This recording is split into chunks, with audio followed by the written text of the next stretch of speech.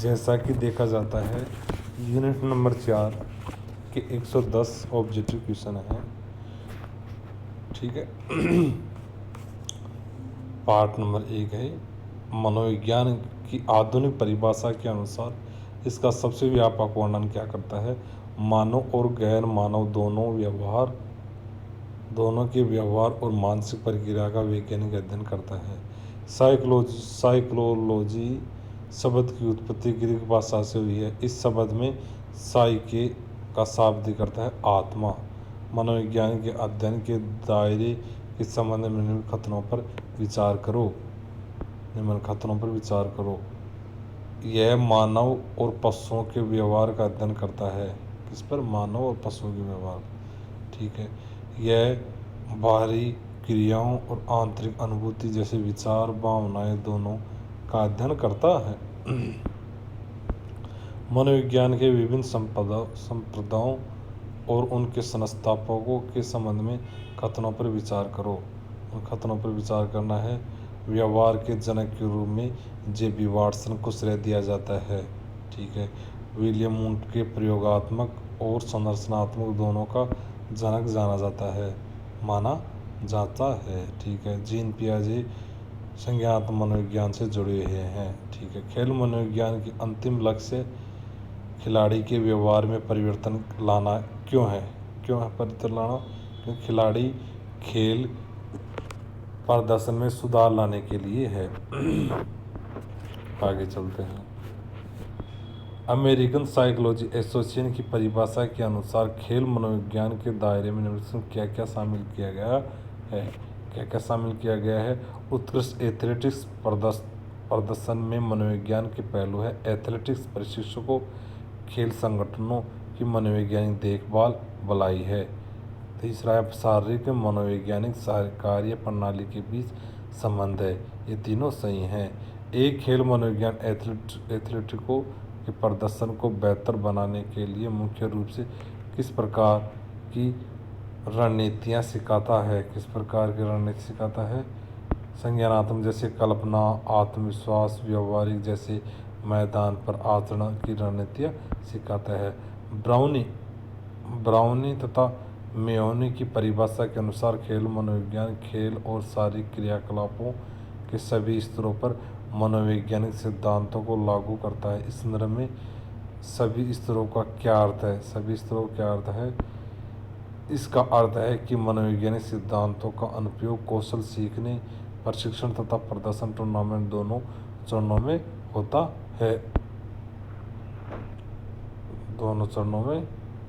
है। ठीक है। नॉर्मन ट्रिपलेट के प्रयोग का खेल मनोविज्ञान के लिए क्या महत्व तथा इसके लिए किस अवधारणाओं को प्रस्तुत किया गया है। यह सामाजिक और खेल मनोविज्ञान दोनों में पहला प्रयोग माना जाता है जिससे सामाजिक सुविधाओं या अवधारणाओं का प्रदर्शन किया जाता है। कोलमैन ग्रिफिथ को शिष्यों के बिना पेंगबर क्यों कहा जाता है, भले ही उन्हें खेल मनोविज्ञान का जनक माना जाता है। किससे कहा जाता है? क्योंकि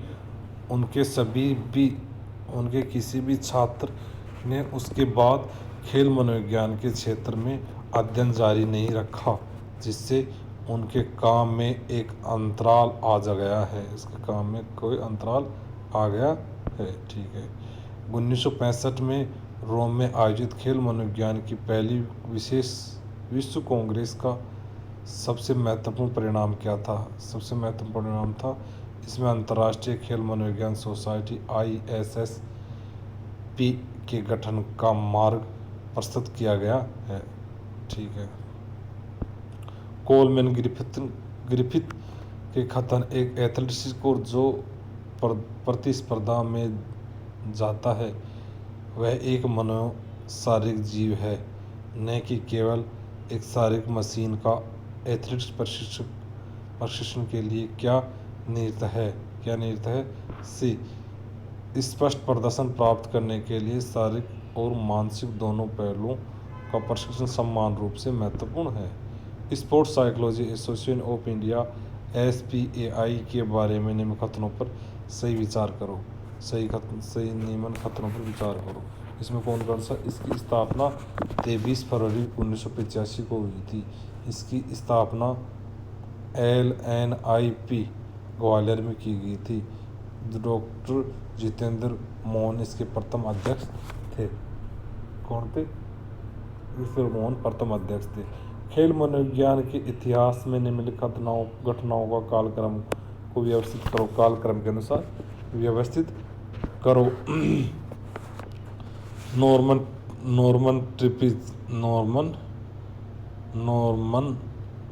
ट्रिपलेट द्वारा पहला खेल मनोविज्ञान प्रयोगशाला किया गया था। ठीक है।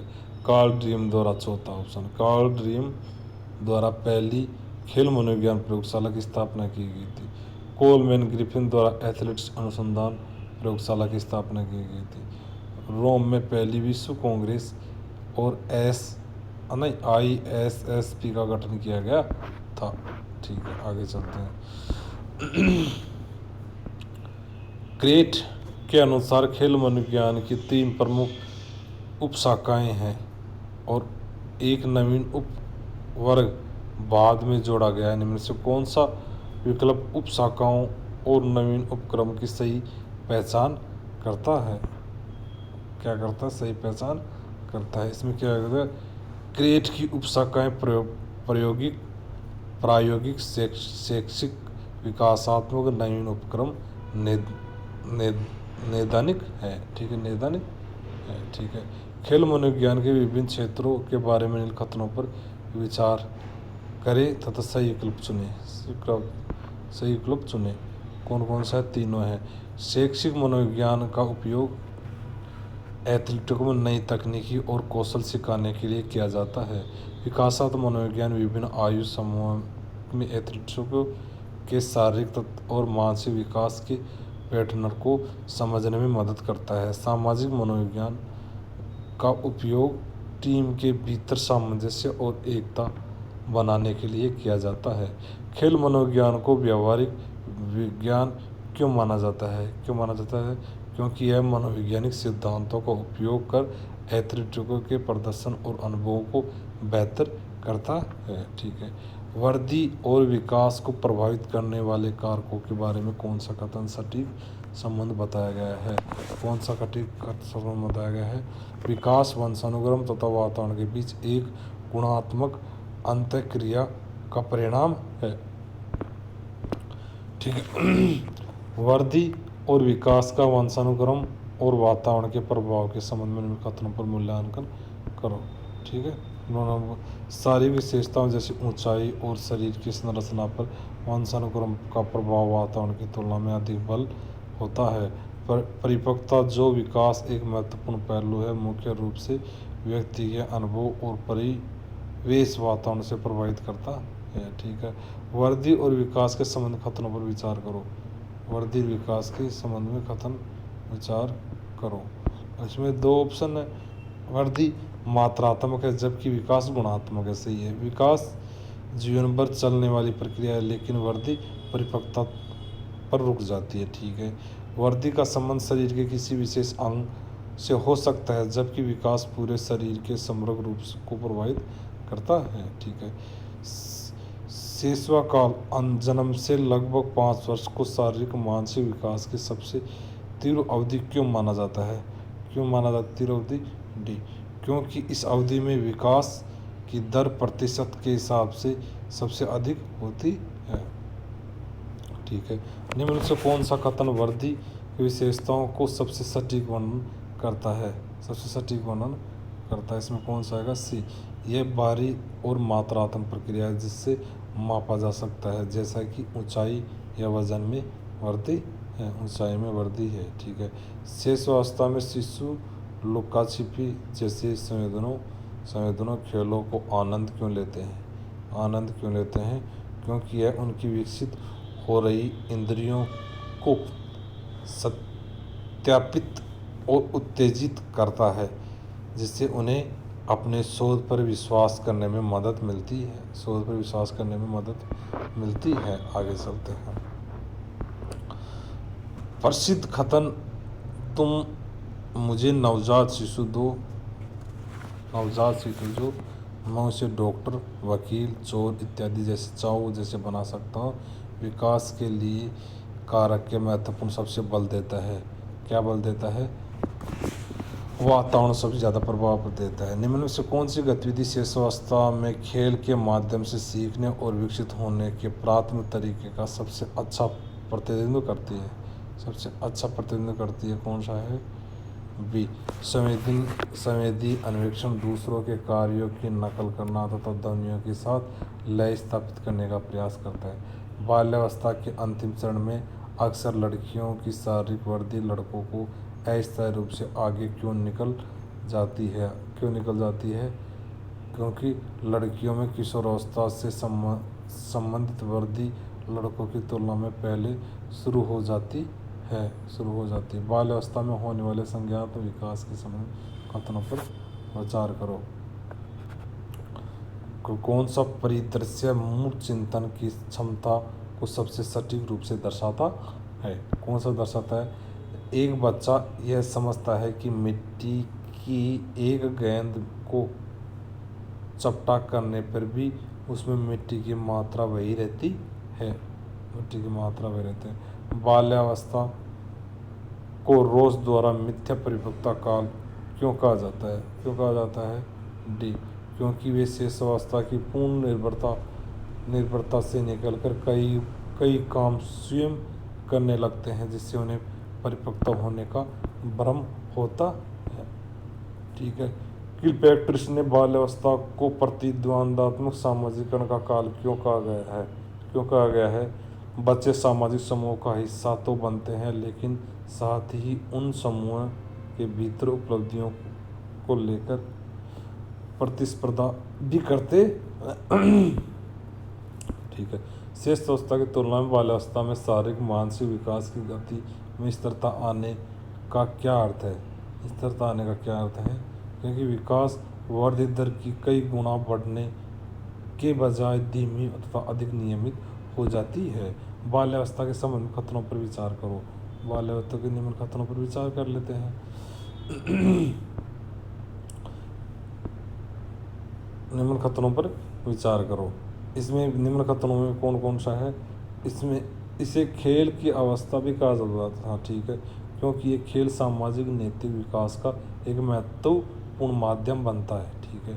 तीसरा, इससे समूह की आयु भी कहा जाता है, क्योंकि बच्चे अपने साथियों की टोलियों तथा समूह बनाना शुरू कर देते हैं। ठीक है।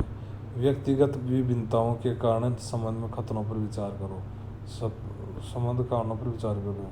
ठीक है। एक ऑप्शन आएगा, कौन सा? ओनली एक, 32 में एक। कौन सा आएगा? एक। वंशानुक्रम व्यक्तिगत विभिन्नताओं का आधारभूत और प्राथमिक कारक माना जाता है। ठीक है, प्राथमिक कारक माना जाता है। ठीक है। एक शिक्षक के लिए व्यक्तिगत विभिन्नताओं के सिद्धांत को समझाना क्यों आवश्यक है? ताकि वह यह स्वीकार कर सके कि छात्र अलग अलग है और उनकी अनूठी प्रतिभाओं को पहचान सके और विविध शिक्षण विधियों का प्रयोग कर सके। ठीक है, ये बताया गया है। व्यक्तिगत विभिन्नताओं के वैज्ञानिक अध्ययन की शुरुआत का श्रेय किस विचार को है और उनकी किस कृति को दिया जाता है? बी, फ्रांसिस गाल्टन तथा हेरिडेटरी जीनियस को जाता है। ठीक है। निम्नलिखित में से कौन सा संवेदनात्मक विभिन्नताओं का सबसे अच्छा वर्णन करता है? गुस्सा और दुख जैसी भावनाओं के प्रति प्रतिक्रिया करना तथा उन्हें प्रतिबंध करने के तरीके में अंतर है। स्कूलों में छात्रों को उनकी शैक्षणिक क्षमता के आधार पर सेक्शन A, B, C में विभाजित करना तथा व्यक्ति विभिन्नता किस अनुप्रयोग का उदाहरण है? क्षमता समूहीकरण है। शैक्षणिक संदर्भ में विशेषकर दीर्घकालीन सामाजिक विकास के लिए विषय जातीय तथा समूह को सामान्यतः सहजातीय समूह का प्राथमिकता क्यों दी जाती है? प्राथमिकता क्यों दी जाती है? क्योंकि यह वास्तविक समाज का बेहतर प्रतिनिधित्व करता है और छात्रों में विभिन्न प्रकार के लोगों के साथ समायोजन करने का कौशल विकसित करता है। समायोजित कौशल को विकसित करता है। ठीक है। समावेशी शिक्षा की अवधारणा को सफलतापूर्वक लागू करने के लिए किस मूलभूत सिद्धांत को स्वीकार करना सबसे महत्वपूर्ण माना जाता है? सबसे महत्वपूर्ण कौन सा है? यह समझना कि स्वीकार करना कि छात्रों के बीच व्यक्तिगत विभिन्नताएं एक स्वाभाविक सामान्य घटना है। ठीक है।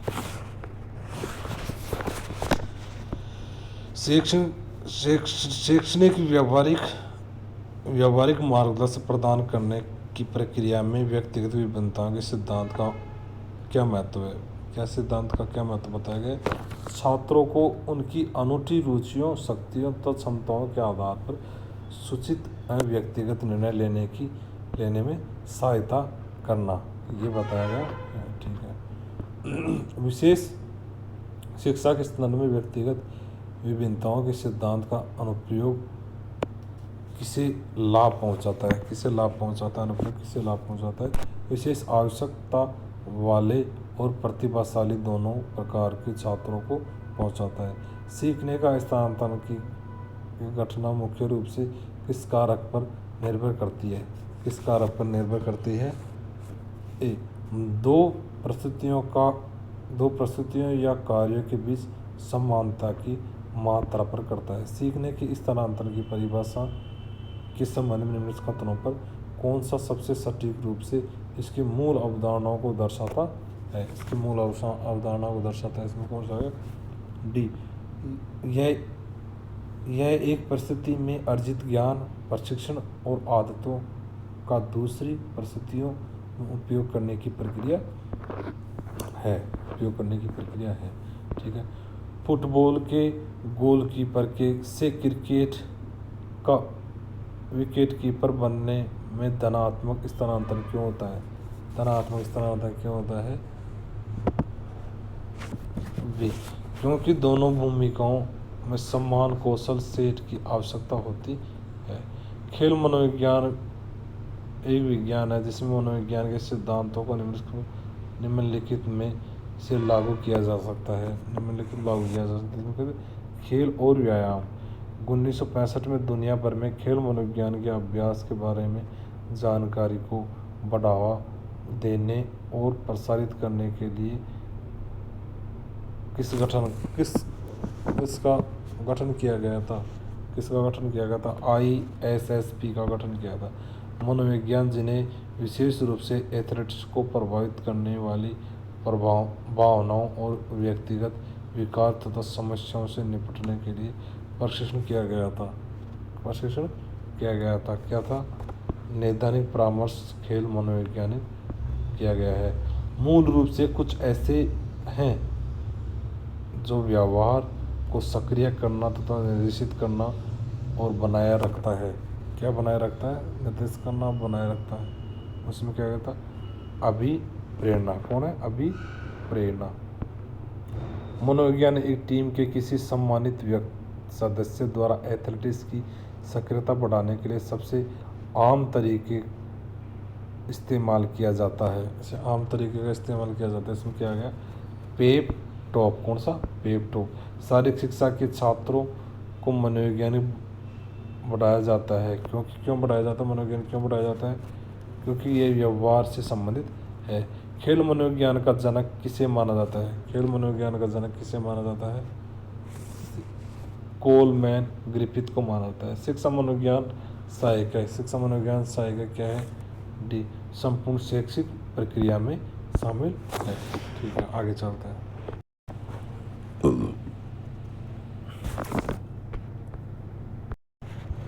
इस अवस्था को मिथ्या प्रवृत्ति का काल भी कहा जाता है। किस अवस्था को मिथ्या प्रवृत्ति काल कहा जाता है? बाल्यावस्था को मिथ्या प्रवृत्ति का काल कहा जाता है। शिक्षा मनोविज्ञान की वह शाखा है जो शिक्षण और सीखने से संबंधित कथन दिया गया है। इसमें क्या आ गया? किसका है? ये कथन किसके द्वारा? स्किनर के द्वारा दिया गया है। मनोविज्ञान व्यवहार का विज्ञान है और यह घनिष्ठता से शिक्षा से संबंधित है, क्योंकि ये एक बच्चे के परिवर्तन लाता है, बच्चे में परिवर्तन लाता है। क्या आ गया? व्यवहार। मनोविज्ञान का शिक्षा के क्षेत्र में सबसे बड़ा योगदान कौन सा होता है? सबसे बड़ा योगदान बाल केंद्रित शिक्षा होती है। मनोविज्ञान प्रारंभ में निम्न से किस का अंग था? प्रारंभ में किसका अंग था? दर्शन शास्त्र का। किसका था? दर्शन शास्त्र का। यह परिभाषा किस विद्वान ने प्रस्तुत की कि सबसे पहले मनोविज्ञान ने अपनी आत्मा का त्याग किया, फिर उसने अपने मन या मस्तिष्क का त्याग किया, उसके बाद उसने चेतना का त्याग किया। यह व्यवहार की विधि को स्वीकार करता है, व्यवहार की विधि को स्वीकार करता है R.S. वुडवर्थ को। मनोविज्ञान का शिक्षा के क्षेत्र में सबसे बड़ा योगदान कौन सा है?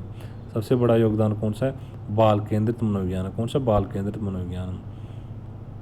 व्यवहारवाद के जनक किसे कहा जाता है? व्यवहारवाद के जनक किसे कहा जाता है? वुडवर्थ को कहा जाता है। साइकोलॉजी शब्द की उत्पत्ति किस भाषा से हुई है? साइकोलॉजी शब्द की उत्पत्ति है ग्रीक भाषा से। किससे? ग्रीक भाषा से हुई है। ठीक है। एक 12 साल के बच्चे के लिए सामाजिक विकास की सबसे अच्छी जगह कौन सी होती है? सबसे अच्छी जगह कौन सी होती है? खेल का मैदान होता है। बाल मनोविज्ञान के प्रमुख सिद्धांतों में से मनोविश्लेषणवाद सिद्धांत का प्रतिपादन किसने किया था? किसने किया था? एस फ्रायड ने। मनोविज्ञान की प्रथम प्रयोगशाला कहाँ स्थापित की गई है? लिप्जिंग। कहाँ है? लिप्जिंग में स्थापित की गई थी। आगे चलते हैं। 1920 में खेल मनोविज्ञान की प्रथम प्रयोगशाला कहाँ स्थापित की गई थी? 1920 में कहाँ स्थापित की गई थी? बर्लिन में। खेल मनोविज्ञान खेल और शारीरिक क्रियाकलापों के सभी स्तरों पर मनोविज्ञान सिद्धांत को लागू करने का प्रयास करती है। यह कथन किसका है? यह कथन किसका है? ब्राउनी मेयोनी का है। SPAI sports psychology association of India के प्रथम अध्यक्ष किसे कहा जाता है? डॉक्टर जितेंद्र मोहन को कहा जाता है। डॉक्टर जितेंद्र मोहन को कहा जाता है। SPAI sports psychology association of India के वर्तमान अध्यक्ष कौन है? अनिल खरबंदे हैं। कौन है? अनिल खरबंदे हैं। इनसे मिला भी था। SPAI sports psychology association of India के द्वारा आयोजित खेल मनोविज्ञान की 34वीं राष्ट्रीय कॉन्फ्रेंस कहाँ होने जा रही है? कहाँ होने जा रही है? जयपुर में। मानव शरीर की मनोभौतिक एकता कहलाती है। क्या कहलाती है? मानव शरीर की मनोभौतिक एकता। सी। कौन सा है? शरीर तथा मन का विकास। निम्न में से कौन सा व्यक्तिगत विभिन्नताओं का क्षेत्र है? कौन सा व्यक्तिगत विभिन्नताओं का क्षेत्र कौन सा है? डी।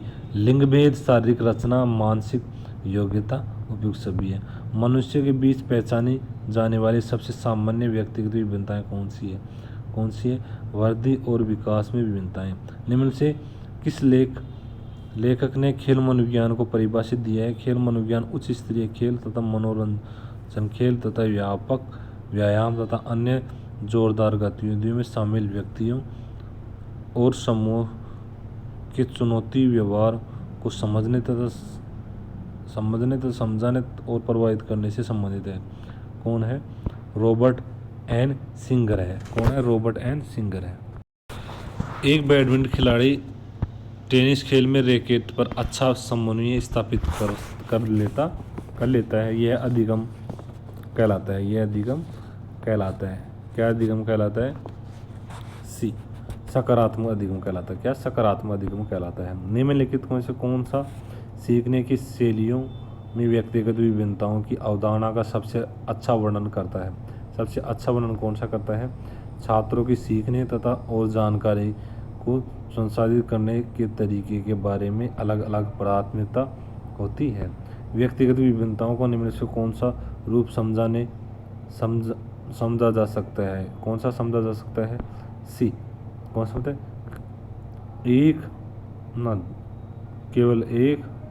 केवल दो बच्चों का आर्थिक और नहीं है। ये कौन सा नहीं है? से नहीं है। समझा जा सकता है। 75 में सी जब नहीं, केवल एक, परंतु सेकंड एक उसका पद। निम्न से कौन सा कारक व्यक्तिगत विभिन्नताओं का प्रमुख प्रभाव नहीं माना जाता है? कौन सा प्रभाव नहीं माना जाता है? डी, कौन सा? नींद की कमी।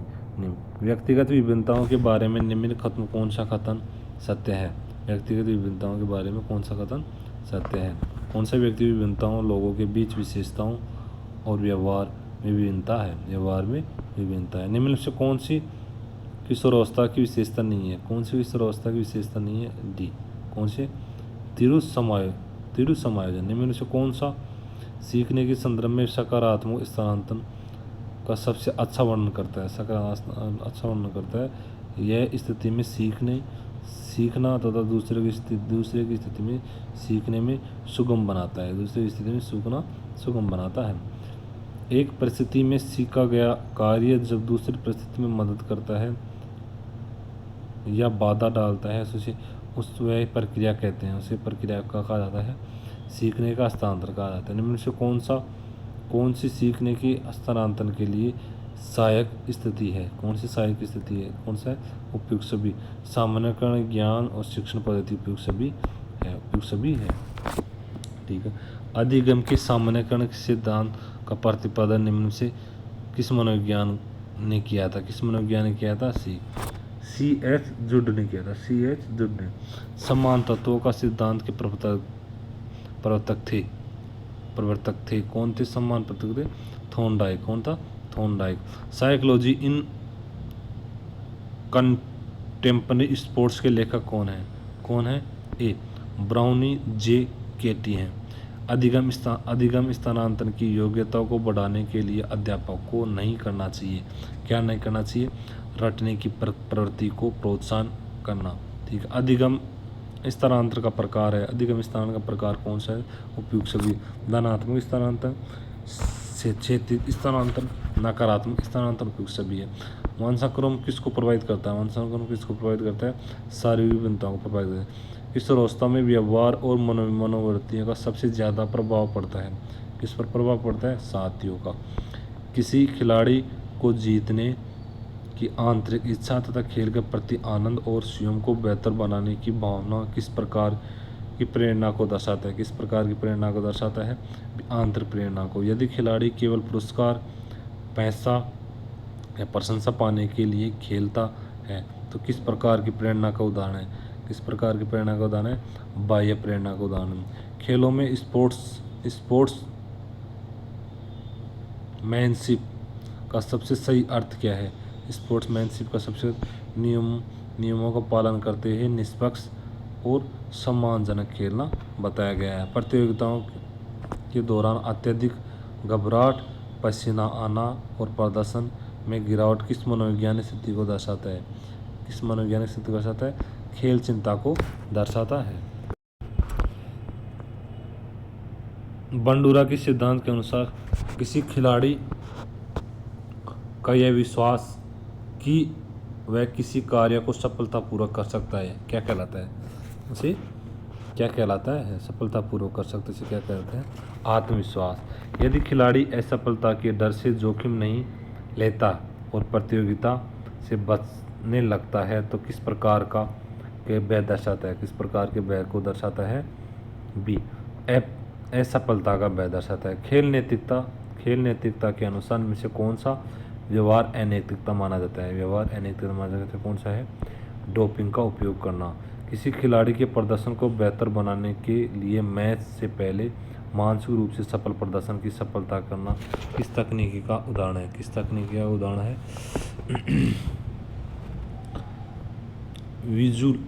विजुअलाइजेशन इमेजरी, ठीक है। यक्स डॉडसन नियम खेल प्रदर्शन के संदर्भ में कौन सा कथन दर्शाता है? कौन सा कथन दर्शाता है? उत्तेजना और प्रदर्शन का संबंध दर्शाता है। जब खिलाड़ी कठिन परिस्थिति में भी मानसिक रूप से मजबूत रहता है तो दबाव में अच्छा प्रदर्शन करता है तो इसे क्या कहा जाता है? इसे क्या कहा जाता है? मानसिक दृढ़ता। प्रतियोगिता के दौरान खिलाड़ी का केवल महत्वपूर्ण संकेतों, गेंद, प्रतिद्वंदी की चाल, पर ध्यान केंद्रित करना किस मनोविज्ञान क्षमता का उदाहरण है? किस मनोविज्ञान क्षमता का उदाहरण है? बी, ध्यान और एकाग्रता का उदाहरण है। ठीक है। लॉक और एंडरसन के सिद्धांत के अनुसार खेल प्रशिक्षण में किस प्रकार के लक्ष्य प्रदर्शन को अधिक प्रभावी रूप से सुधारता है? अधिक प्रभावी रूप से सुधारता है इसको? विशिष्ट और चुनौतीपूर्ण लक्ष्य को। खेल प्रतियोगिता में प्रतिद्वंदी को जानबूझकर चोट पहुंचाने का प्रयास किस प्रकार के आक्रामकता कहलाता है? किस प्रकार का आक्रामकता कहलाता है? कौन सा? शत्रुतापूर्ण आक्रामकता कहलाता है। यदि खिलाड़ी अपनी हार का कारण बाहरी कारकों जैसे खराब मौसम या रेफरी के निर्णय को मानता है और यह सिद्धांत के संबंधित है। सिद्धांत के संबंधित क्या है? एट्रीब्यूशन सिद्धांत। खेल कौशल सीखने की प्रक्रिया में निरंतर अभ्यास के कारण प्रदर्शन में धीरे धीरे सुधार किस सिद्धांत से दर्शित होता है? किस सिद्धांत से होता है? अभ्यास नियम से। अभ्यास का नियम से। जब दर्शकों या अन्य खिलाड़ियों की उपस्थिति के कारण खिलाड़ी का प्रदर्शन बेहतर हो जाता है तो इसे क्या कहा जाता है? इसे क्या कहा जाता है? सामाजिक सुविधा कहा जाता है। एक क्रिकेट खिलाड़ी अभ्यास के दौरान बहुत अच्छा प्रदर्शन करता है लेकिन मैच के दौरान महत्वपूर्ण समय पर लगातार गलतियां करने लगता है तो कोच में लगता है कि खिलाड़ी दबाव के कारण अपनी सामान्य क्षमता से बीच प्रदर्शन करता है। तो यह स्थिति के अवधारणा को दर्शाता है। किस अवधारणा को दर्शाता है?